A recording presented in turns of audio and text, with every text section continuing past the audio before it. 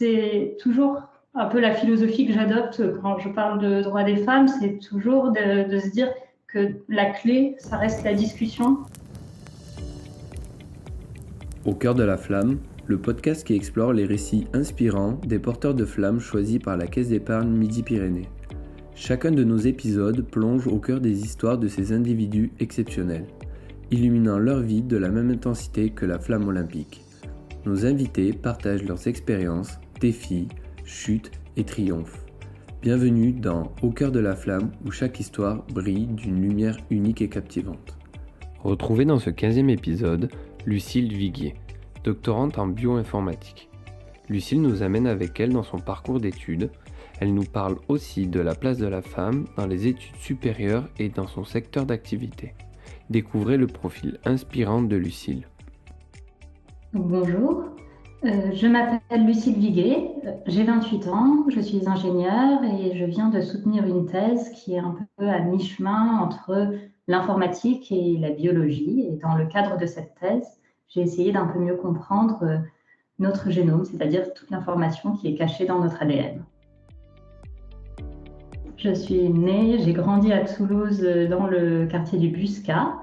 Et j'ai fait mes études à Toulouse jusqu'à la fin de ma classe préparatoire. Et après ça, je suis partie en région parisienne, en école d'ingénieur, puis un petit peu à l'étranger, au Royaume-Uni, en Suisse.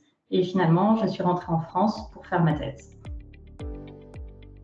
Depuis que je suis toute petite, je suis vraiment intéressée par la science en général, tout type de sciences, les mathématiques, l'informatique, la biologie, et essayer un peu de comprendre finalement le monde qui nous entoure. C'est, je pense, qu'une forme de curiosité qui est partagée par beaucoup de personnes. J'ai effectué une thèse, donc comme je disais, à mi-chemin entre l'informatique et la biologie. Et il y a une opportunité qui s'est présentée de la Fondation L'Oréal qui chaque année cherche des doctorantes, des post-doctorantes s'intéressent à leurs travaux et donc on peut postuler, présenter le sujet sur lequel on travaille et donc c'est des chercheurs de l'Académie des sciences qui étudient nos dossiers et qui en sélectionnent une trentaine. Et donc ça a été une opportunité assez formidable parce qu'en fait, chaque année, il y a une trentaine de jeunes scientifiques qui sont sélectionnés et on peut rencontrer d'autres femmes qui ont des parcours absolument incroyables, souvent, qui font des sciences extrêmement variées, de l'astrophysique, de la chimie, des mathématiques, etc. Et donc, c'est aussi beaucoup de retours d'expérience entre nous et la possibilité de découvrir d'autres domaines scientifiques. Comprendre leur sujet de recherche, mais également d'échanger sur ce que c'est qu'être une femme en sciences en France en 2024.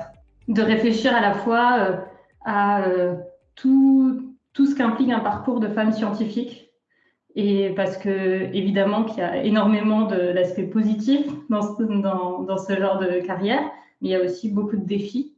Et en échangeant les unes avec les autres, c'est aussi plus facile parce qu'on se rend compte qu'il y a beaucoup de problèmes qu'on a rencontrés et qu'on pensait être les seuls à rencontrer et qui sont en fait extrêmement communs. Je pense que c'est d'abord beaucoup de plaisir parce que c'est la possibilité de se consacrer entièrement et pleinement à un sujet qui nous tient à cœur avec une liberté extraordinaire d'investiguer toutes les questions qui nous passent par la tête. Et ça, c'est une chance hors du commun. Et si je peux passer un message aux jeunes filles qui peut-être nous écoutent, c'est que si elles ont cette curiosité, cette envie de comprendre le monde, il ne faut pas du tout hésiter à se lancer dans une carrière scientifique.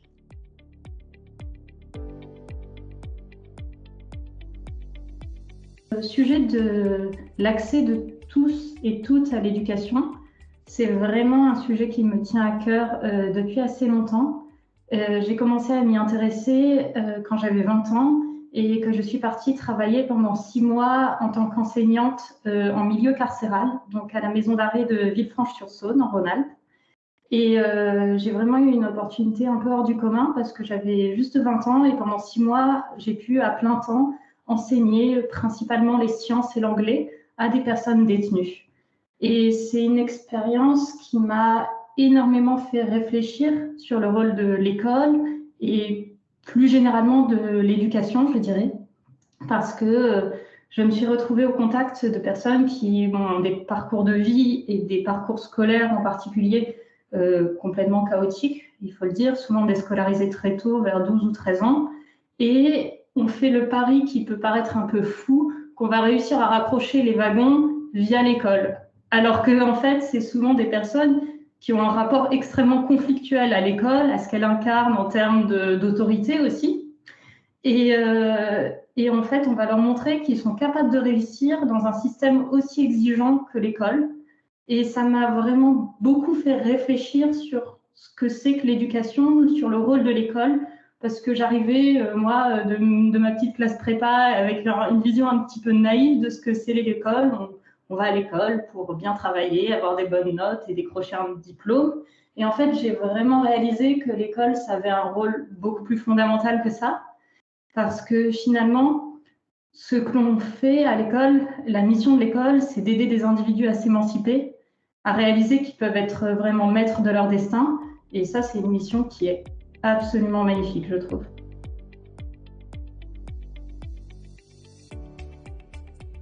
Ce qui est important pour moi, c'est de déconstruire l'image peut-être de ce que c'est qu'être une femme scientifique.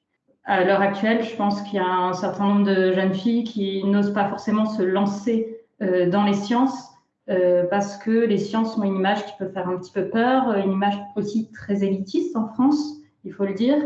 Et je pense que c'est important de montrer la diversité des métiers possibles dans les sciences, des profils, la diversité aussi des profils de femmes, d'hommes qui font des sciences. C'est pas simplement des chercheurs dans leur labo, c'est aussi des ingénieurs, des techniciens. On peut travailler en extérieur, comme dans un bureau. Il y a vraiment toute une palette de carrières possibles. Et finalement, le seul point commun entre toutes ces personnes, c'est le plaisir de satisfaire une forme de curiosité.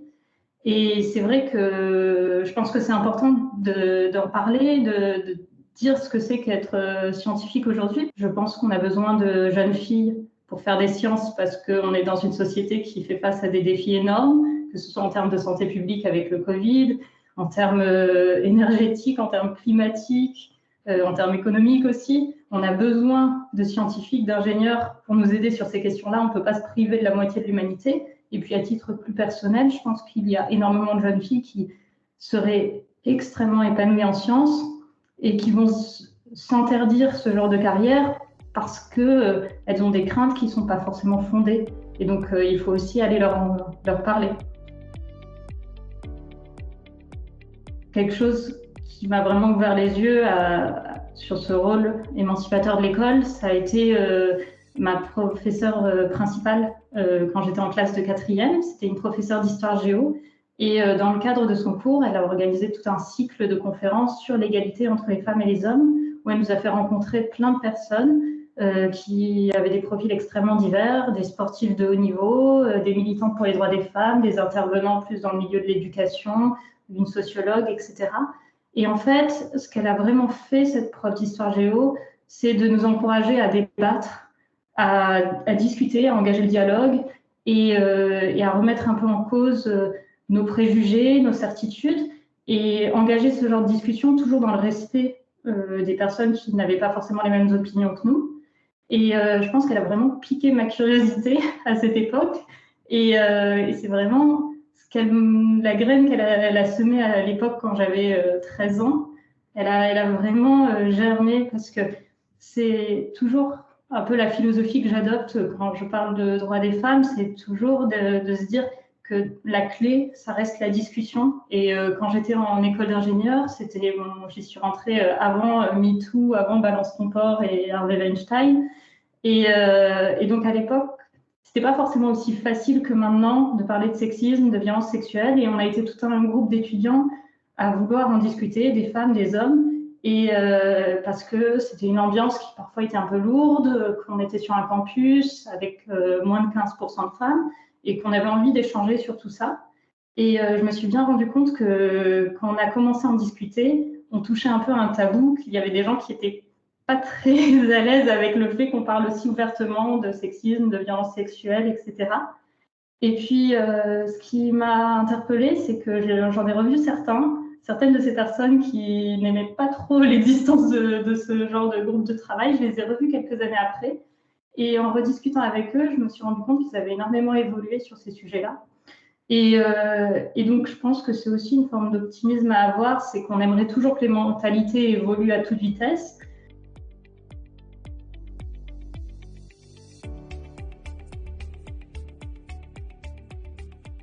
Quand la Caisse d'épargne Midi-Pyrénées m'a appelée pour m'annoncer que je pouvais être porteuse de la flamme olympique, c'est vrai que j'étais un petit peu surprise.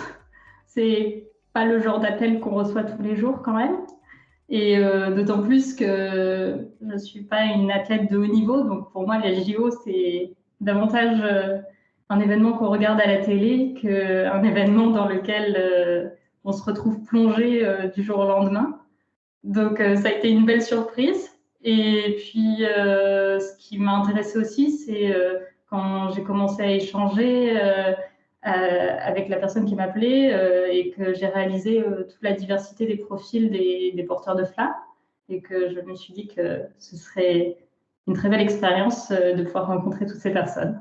Pour moi, l'opportunité de porter la flamme lors du relais des JO, ce sera l'opportunité aussi de parler un petit peu plus d'éducation de tous et de toutes, des personnes qui ont peut-être eu des parcours scolaires complexes, chaotiques, qui ont été déscolarisées, des parcours aussi des jeunes femmes, de discuter aussi de toute la mission émancipatrice de l'école.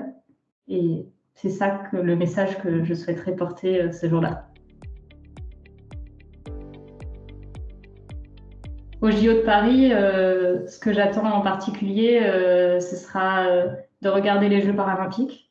Et parce que ça, c'est vraiment quelque chose que je pense est le plus bel héritage sans doute des JO de Londres en 2012. C'est d'avoir vraiment mis en lumière le handisport qui évidemment existait depuis des décennies et les Jeux paralympiques existaient depuis des décennies, mais j'ai l'impression qu'en 2012, ils ont été vraiment mis en avant. Et on parle de profil des porteurs de flammes, mais je pense que l'un des enjeux majeurs des JO, c'est aussi de mettre en avant le parcours des personnes sportives de haut niveau.